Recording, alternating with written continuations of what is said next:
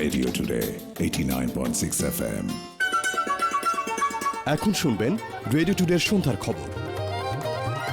একযোগে আপনারা শুনতে পাচ্ছেন ঢাকা, চট্টগ্রাম, কক্সবাজার, সিলেট, খুলনা, বরিশাল, বগুড়া, ময়মনসিংহ, কুমিল্লা ও কুষ্টিয়া এই 10টি কেন্দ্র থেকে।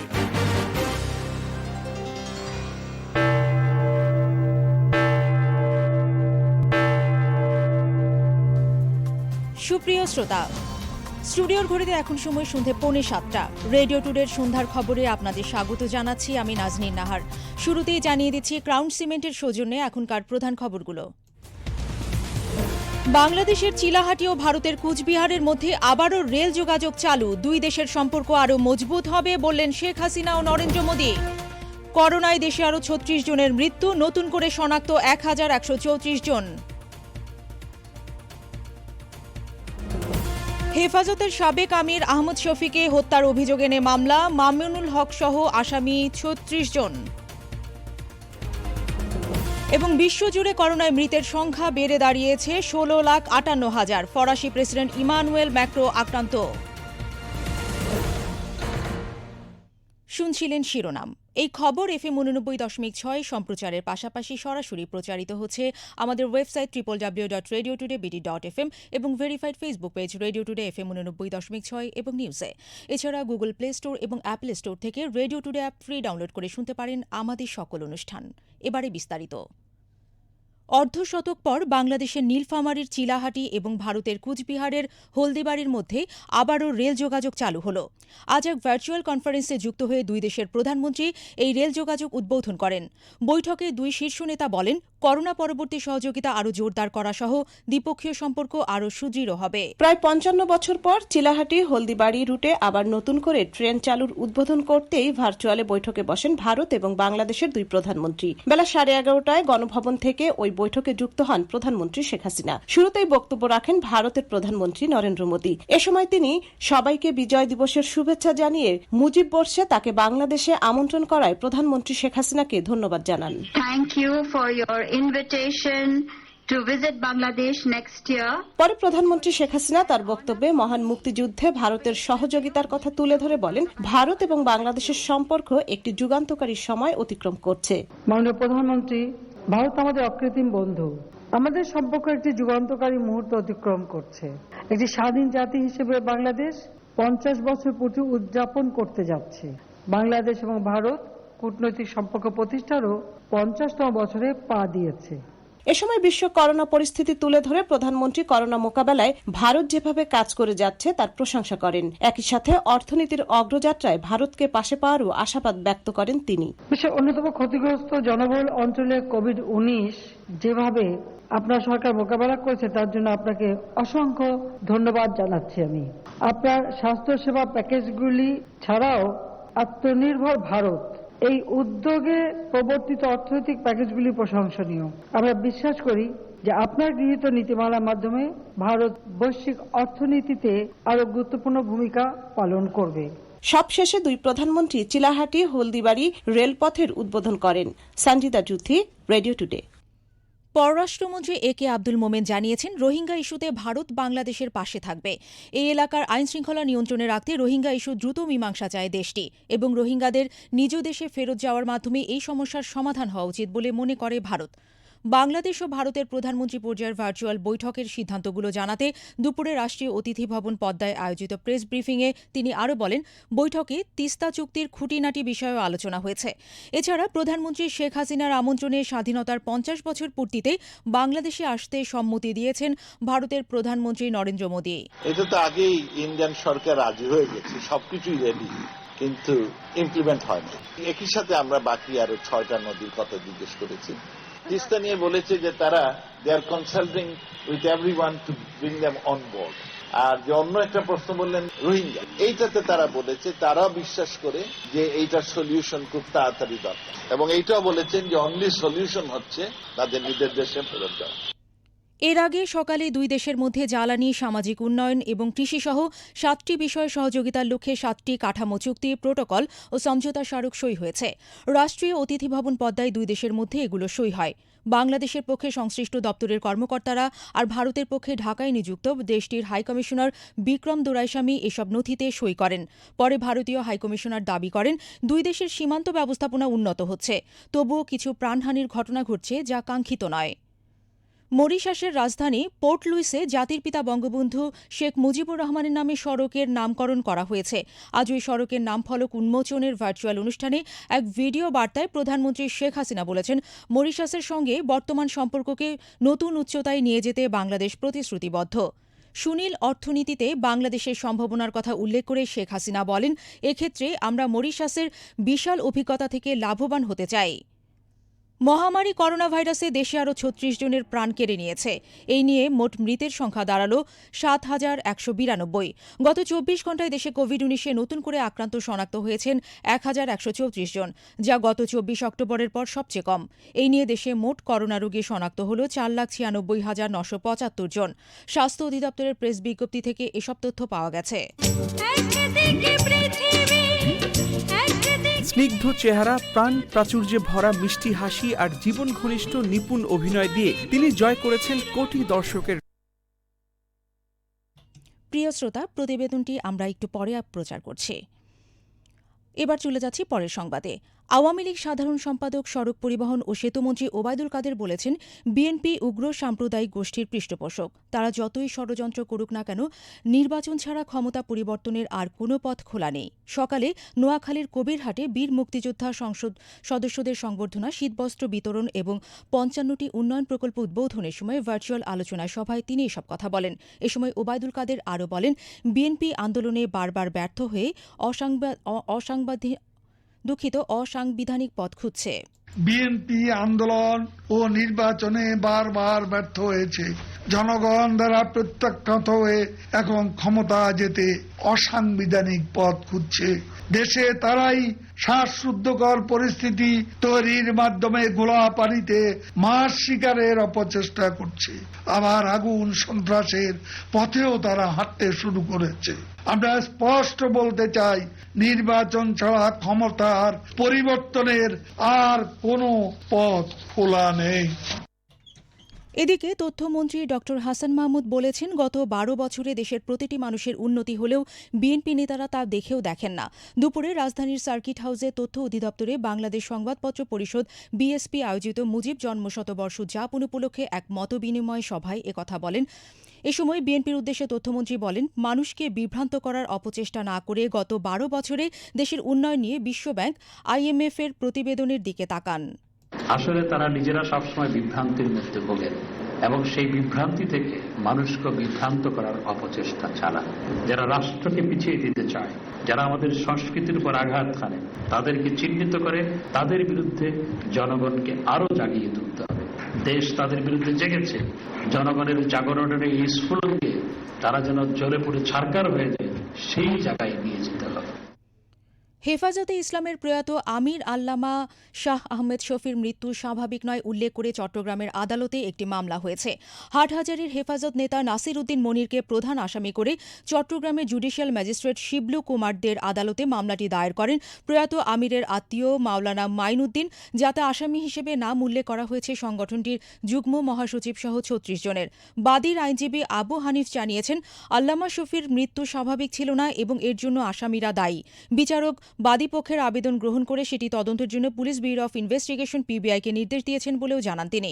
এটা হত্যা মামলা হিসেবে ট্রিট করার জন্য ৩০৪ ধারায়, এবং এটা অস্বাভাবিক মৃত্যু না, এটা অস্বাভাবিক মৃত্যু। সুতরাং এটা PBI এর মাধ্যমে তদন্ত করে একটা ব্যবস্থা নেওয়ার জন্য আমরা সুবিধা কামনা করি। আগামী 10 বছরের মধ্যে অর্থাৎ 2030 সাল নাগাদ বাংলাদেশের রিজার্ভের পরিমাণ $50 বিলিয়ন উন্নীত করা হবে বলে জানিয়েছেন অর্থমন্ত্রী আহমা মুস্তফা কামাল। দুপুরে সচিবালয়ে ক্রয় সংক্রান্ত মন্ত্রিসভার বৈঠকের পর অনলাইনে আয়োজিত প্রেস ব্রিফিংয়ে তিনি আরও বলেন, 2020 সাল শেষ হওয়ার আগে রিজার্ভের পরিমাণ $42 বিলিয়ন উন্নীত হয়েছে। করোনাকালে শিক্ষা প্রতিষ্ঠান অনির্দিষ্ট সময়ের জন্য বন্ধ করে শিক্ষার্থীদের অটোপাস দেওয়ার সমালোচনা করেছেন বিএনপির সিনিয়র যুগ্ম মহাসচিব রুহুল কবির রিজভী। নয়াপল্টনে দলের কেন্দ্রীয় কার্যালয়ে দুপুরে এক সংবাদ সম্মেলনে সরকারের এই সিদ্ধান্তের সমালোচনা করেন তিনি। রিজভী বলেন, করোনা মহামারীর বাস্তবতা মেনে নিয়ে বিশ্বের অন্যান্য দেশ যখন গ্রহণযোগ্য বিকল্প পদ্ধতি নিচ্ছে, তখন বাংলাদেশ হাঁটছে উল্টো পথে। শুনছেন রেডিও টুডের সন্ধ্যার খবর, সঙ্গে আছি আমি নাজনীন নাহার। নিচ্ছি ছোট্ট একটি বিরতি, ফিরছি ঠিক 40 সেকেন্ড পর। আপোষ করি না কখনো আমরা, অটুট রাখি গুণমান। দেশের গর্ব ক্রাউন সিমেন্ট নিশ্চিত করে দৃঢ় নির্মাণ। অটুট গুণার মানের কারণে ক্রাউন সিমেন্টের সুনাম আজ ছড়িয়ে পড়েছে বহির্বিশ্বে। দেশের সকল বৃহৎ স্থাপনা সহ ভারতের আগরতলায় ফ্লাইওভার, আন্তর্জাতিক মানের ক্রিকেট স্টেডিয়াম সহ বিভিন্ন গুরুত্বপূর্ণ স্থাপনা নির্মাণে ব্যবহৃত হচ্ছে ক্রাউন সিমেন্ট। এক্সপোর্ট লিডার হিসেবে ক্রাউন সিমেন্ট তিনবার অর্জন করেছে national export trophy. Crown cement রপ্তানির মাধ্যমে বাড়ছে দেশীয় পণ্যের সুনাম, সেই সাথে বৈদেশিক মুদ্রা অর্জনের মাধ্যমে জাতীয় উন্নয়নে বিশেষ অবদান রাখছে crown cement. Crown cement, quality changes the nation. বিরতির পর আমাদের সাথে আরও যারা যোগ দিয়েছেন তাদের স্বাগত জানাচ্ছি আমি নাজনীন নাহার। FM 89.6 আপনারা শুনছেন রেডিও টুডের সন্ধ্যার খবর। একযোগে প্রচারিত হচ্ছে ঢাকা, চট্টগ্রাম, কক্সবাজার সহ দেশের বৃহত্তম শহরগুলোতে। মহামারী করোনা ভাইরাসে দেশে আরও 36 জনের প্রাণ কেড়ে নিয়েছে। এই নিয়ে মোট মৃতের সংখ্যা দাঁড়ালো 7,192। গত 24 ঘণ্টায় দেশে কোভিড-19 নতুন করে আক্রান্ত শনাক্ত হয়েছেন 1,134 জন, যা গত 24 অক্টোবরের পর সবচেয়ে কম। এই নিয়ে দেশে মোট করোনা রোগী শনাক্ত হল 4,96,975 জন। স্বাস্থ্য অধিদপ্তরের প্রেস বিজ্ঞপ্তি থেকে এসব তথ্য জানা গেছে।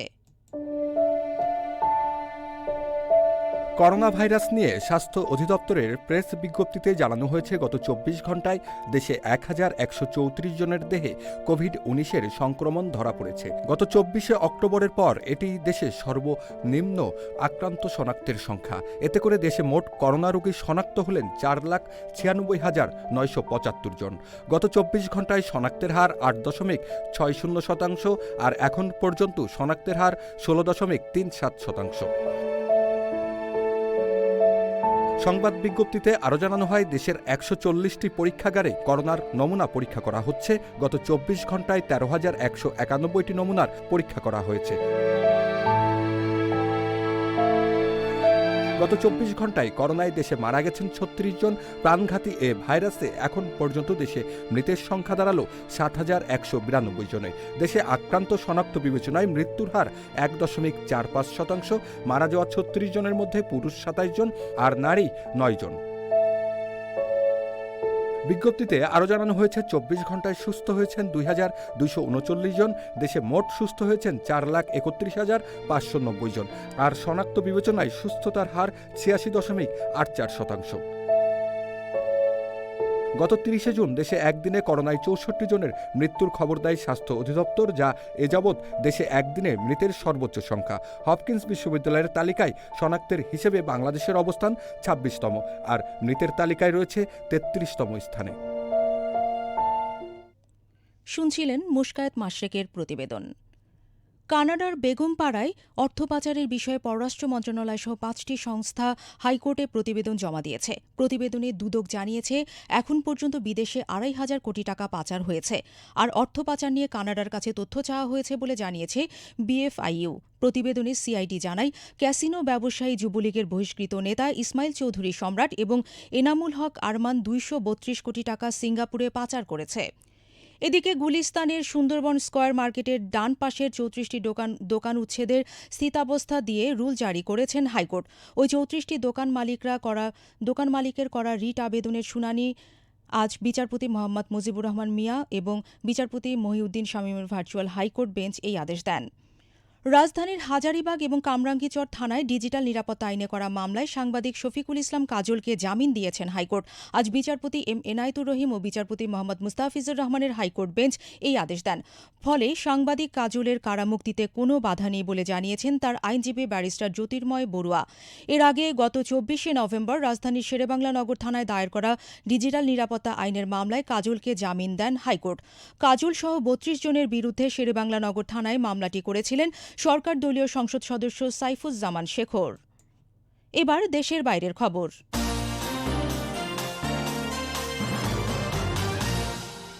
বিশ্বজুড়ে তীব্র হচ্ছে করোনা মহামারী। এখন পর্যন্ত মৃতের সংখ্যা বেড়ে দাঁড়িয়েছে ১৬,৫৮,০০০-এ, আর মোট শনাক্ত ৭,৪৬,৬৮,০০০ রোগীর মধ্যে সুস্থ হয়েছেন ৫,২৫,১৬,০০০। এদিকে জার্মানিতে করোনায় আক্রান্ত হয়ে একদিনের রেকর্ড ৯৫২ জনের মৃত্যু হয়েছে। দেশটিতে গত বুধবার থেকে নতুন নিষেধাজ্ঞা জারি করা হয়েছে। ৫ জনের বেশি একত্রে হতে পারবে না এবং অপ্রয়োজনীয় ব্যবসা ও লেনদেন বন্ধ থাকবে। বিশ্বজুড়ে আবারও ভয়ঙ্কর হতে শুরু করেছে মহামারী করোনা ভাইরাস। কয়েকটি দেশ যখন করোনা ভাইরাসের পরীক্ষামূলক ব্যবহার শুরু করেছে, তখনই ভাইরাসটির ভয়াবহ তাণ্ডব শুরু হয়েছে। মহামারীর ১১ মাসে প্রথমবারের মতো একদিনে ১৩,০০০-এর বেশি মৃত্যু দেখল বিশ্ব, যা মৃত্যু ও আক্রান্ত শনাক্তের রেকর্ড। ওয়ার্ল্ডোমিটার জানিয়েছে, মৃত্যুর পাশাপাশি এই সময় আক্রান্ত শনাক্তের সংখ্যাতেও সর্বোচ্চ রেকর্ড হয়েছে। সারা বিশ্বে আক্রান্ত হয়েছে একদিনে ৭,১৫,০০০ মানুষ। এর আগে গত ১১ ডিসেম্বর পর্যন্ত একদিনে রেকর্ড ছিল ৭,১২,২৪২ জন। পরিসংখ্যান অনুযায়ী করোনায় এখন পর্যন্ত সবচেয়ে বেশি সংক্রমণ ও মৃত্যু হয়েছে যুক্তরাষ্ট্রে। তালিকায় শীর্ষে থাকা দেশটিতে করোনায় সংক্রমিত হয়েছেন ১,৭৩,৯২,৬১৮ জন। মৃত্যু হয়েছে ৩,১৪,৫৭৭ জনের। দেশটিতে একদিনে ৩,৪৮৬ জন মারা গেছেন। আক্রান্ত হয়েছেন প্রায় ২,৪৭,০০০। আক্রান্তে দ্বিতীয় এবং মৃত্যুতে তৃতীয় অবস্থানে থাকা ভারতে এখন পর্যন্ত সংক্রমিত হয়েছেন ৯৯,৫১,০৭২ জন এবং মারা গেছেন ১,৪৪,৪৮৭ জন। তবে ভারতে দুদিনের তুলনায় কিছুটা কমেছে আক্রান্তের হার। আক্রান্তের তৃতীয় এবং মৃত্যুতে দ্বিতীয় অবস্থানে থাকা লাতিন আমেরিকার দেশ ব্রাজিলে এখন পর্যন্ত ৭০,৪২,০০০-এর বেশি মানুষ সংক্রমিত হয়েছেন। মৃত্যু হয়েছে ১,৮৩,৮২২ জনের। প্রতিদিনের আক্রান্তের হিসাবে যুক্তরাষ্ট্রের পরের অবস্থানে আছে ব্রাজিল। দেশটিতে ২৪ ঘণ্টায় ৬৮,৪৩৭ জন আক্রান্ত হয়েছেন, মারা গেছেন আরও ৯৬৮ জন। এদিকে বিশ্বে করোনা ভাইরাসের সংক্রমণ শুরুর পর থেকেই ভাইরাসটির উৎসস্থল হিসেবে তকমা পেয়ে আসছে চীনের হুবেই প্রদেশের উহান শহর। তবে এই তকমা গায়ে লাগাতে রাজি নন চীনা সরকার, যদিও এখন পর্যন্ত নিশ্চিত নয় করোনা কোথা থেকে সংক্রমণ শুরু করেছে। আর তাই করোনার উৎস কোথায় তা জানতে এবার উহান শহরে তদন্ত চালাবে বিশ্ব স্বাস্থ্য সংস্থা WHO। WHO জানিয়েছে ১০ জন আন্তর্জাতিক বিশেষজ্ঞ নিয়ে গঠিত তদন্ত দলটি আগামী জানুয়ারি মাসে চীনে যাবে। এদিকে এই উদ্যোগকে স্বাগত জানিয়েছে বেজিং। ওই বিশেষজ্ঞ দলের এক সদস্য সংবাদ সংস্থা অ্যাসোসিয়েটেড প্রেসকে জানিয়েছে, করোনার উৎস নিয়ে কাউকে দোষ দিতে চাচ্ছে না WHO, বরং ভবিষ্যতে করোনার সংক্রমণ মোকাবেলা করতে যাচ্ছে। মূলত কী ঘটেছিল তা জানার পর পাওয়া তথ্য উপাত্ত নিয়ে ভবিষ্যতের ঝুঁকি কমাতে কাজ করা হবে। এদিকে করোনা ভাইরাসের দ্বিতীয় ঢেউ মোকাবেলায় আবারও লকডাউনের সিদ্ধান্ত নিচ্ছে অনেক দেশ। এর মধ্যে নেদারল্যান্ডস ও জার্মানিতে বুধবার থেকে নতুন করে লকডাউন কার্যকর হয়েছে। আর প্রথমবারের মতো জরুরি অবস্থা জারি করতে যাচ্ছে দক্ষিণ কোরিয়া। ফ্রান্সে ইতিমধ্যে রাত্রিকালীন কারফিউ জারি করা হয়েছে। এছাড়া বড়দিন উপলক্ষে ইতালি সহ বিভিন্ন দেশ কড়া সতর্কতার সিদ্ধান্ত নিয়েছে। করোনা ভাইরাসের মহামারীর প্রলয় ঠেকাতে ইতিমধ্যে জরুরি ক্ষেত্রে ৩টি ভ্যাকসিনের প্রয়োগ শুরু হয়েছে বিভিন্ন দেশে দেশে। আরও একটি ভ্যাকসিন অনুমোদনের সুপারিশ করেছে মার্কিন food and drug administration FDA। এর বাইরে এ মাসের মধ্যে আসছে আরও 2টি ভ্যাকসিন। ইতিমধ্যে টিকা দিতে শুরু করেছে যুক্তরাষ্ট্র, জার্মানি ও যুক্তরাজ্য। Anwar Hossain, radio today. এদিকে ফ্রান্সের প্রেসিডেন্ট ইমানুয়েল ম্যাক্রো করোনা ভাইরাসে আক্রান্ত হয়েছেন। বৃহস্পতিবার তার সরকারি অফিস থেকে বলা হয়েছে, ম্যাক্রো এখন আইসোলেশনে রয়েছেন। আপাতত দূর থেকেই তিনি তার জরুরি কাজগুলো সম্পাদন করবেন বলে রাষ্ট্রীয় বিবৃতির বরাত দিয়ে জানিয়েছে BBC। ইসরায়েলের সাথে ইন্দোনেশিয়া খুব শীঘ্রই সম্পর্ক স্বাভাবিক করবে বলে তেল আবিবের গণমাধ্যমে যে খবর বেরিয়েছে তা নাকচ করে দিয়েছে জাকার্তা। ইন্দোনেশিয়ার পররাষ্ট্র মন্ত্রণালয়ের মুখপাত্র তেউকি ফাইজাসিয়া এক বিবৃতিতে বলেছেন, ইসরায়েলের সঙ্গে সম্পর্ক প্রতিষ্ঠার কোনো সম্ভাবনা নেই এবং এ বিষয়ে ইন্দোনেশিয়ার পররাষ্ট্র মন্ত্রণালয় ইসরায়েলের সাথে কোনো যোগাযোগও করেনি। দেশটির কর্তৃপক্ষ জানিয়েছে, ফিলিস্তিন ইস্যুতে ইন্দোনেশিয়ার যে পররাষ্ট্রনীতি রয়েছে তা মূলত দেশের সংবিধান অনুসরণ করেই পরিচালিত হচ্ছে।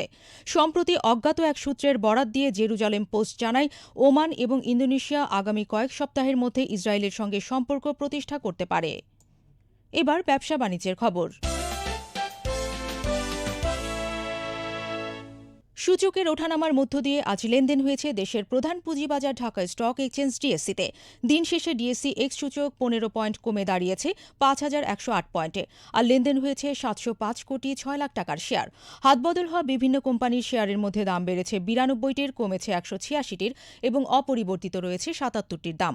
এদিকে দেশের অপর পুঁজিবাজার চট্টগ্রাম স্টক এক্সচেঞ্জ সিএসসিতে আজ লেনদেন হয়েছে ৫৮,২৫,০০,০০০ টাকার শেয়ার, আর সিএসসি 30 সূচক ১২ পয়েন্ট কমে দাঁড়িয়েছে ১১,৮০৫ পয়েন্টে। এবার খেলাধুলার খবর।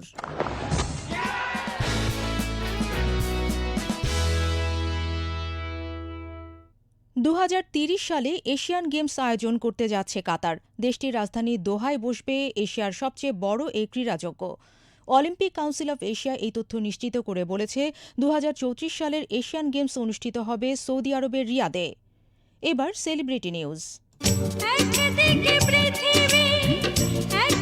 স্নিগ্ধ চেহারা, প্রাণ প্রাচুর্যে ভরা মিষ্টি হাসি আর জীবন ঘনিষ্ঠ নিপুণ অভিনয় দিয়ে তিনি জয় করেছেন কোটি দর্শকের হৃদয়। 90 পরবর্তী বাংলা চলচ্চিত্রের রূপালী পর্দা কাঁপানো সফল নায়িকা তিনি।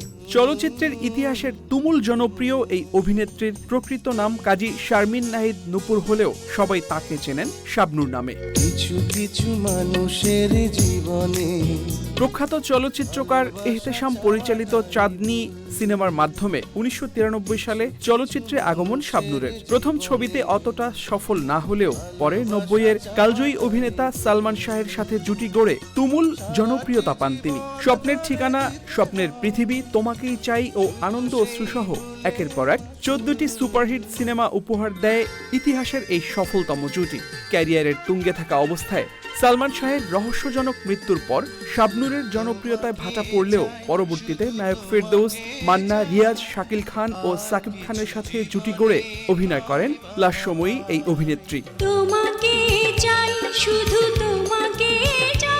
একদিকে কমার্শিয়াল ফিল্ম বিয়ের ফুল, প্রেমের তাজমহল, নারীর মন, দুই নয়নের আলো, ভালোবাসা কারে কয়, শ্বশুরবাড়ি জিন্দাবাদ, অন্যদিকে আর্ট ফিল্ম, মোল্লাবাড়ির বউ, ব্যাচেলর ও নিরন্তর সহ সব মিলিয়ে 2 শতাধিক সিনেমায় অভিনয় করেছেন শাবনূর।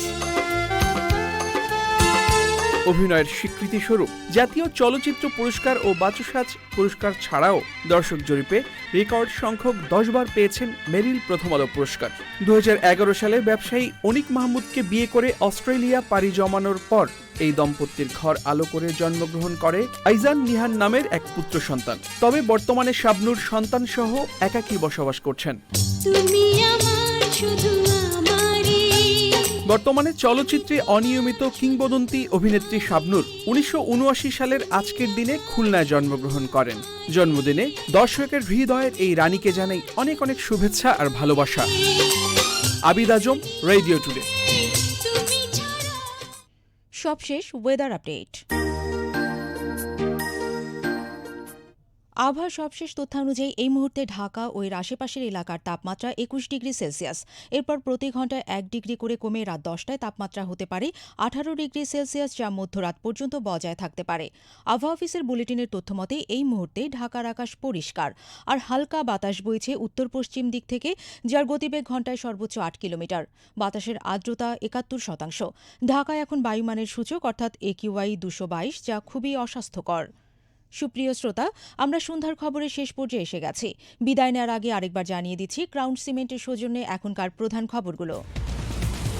বাংলাদেশের চিলাহাটি ও ভারতের কুচবিহারের মধ্যে আবারও রেল যোগাযোগ চালু। দুই দেশের সম্পর্ক আরও মজবুত হবে বললেন শেখ হাসিনা ও নরেন্দ্র মোদী। করোনায় দেশে আরও 36 জনের মৃত্যু, নতুন করে শনাক্ত 1134 জন। হেফাজতের সাবেক আমির আহমদ শফিকে হত্যার অভিযোগ এনে মামলা, মামুনুল হক সহ আসামি 36 জন। এবং বিশ্বজুড়ে করোনায় মৃতের সংখ্যা বেড়ে 16,58,000। ফরাসি প্রেসিডেন্ট ইমানুয়েল ম্যাক্রো আক্রান্ত। এই ছিল রেডিও টুডের সন্ধ্যার খবর, যা আপনাদের কাছে পৌঁছে দিতে কাজ করছে দেশ বিদেশের রেডিও টুডের শতাধিক সংবাদকর্মী। এরপর রাত 10টায় শুনবেন রেডিও টুডে ও ভয়েস অফ আমেরিকার যৌথ প্রযোজনায় আমাদের ইংলিশ নিউজ বুলেটিন, আর 11:15টায় মধ্যরাতের খবর। যে যেখানে আছেন ভালো থাকুন, নিরাপদে থাকুন, করোনা সংক্রমণ মুক্ত থাকুন, সামাজিক দূরত্ব বজায় রাখুন এবং থাকুন রেডিও টুডের সাথেই। এই প্রত্যাশায় বিদায় নিচ্ছি আমি Naznin Nahar. Radio Today, 90.6 FM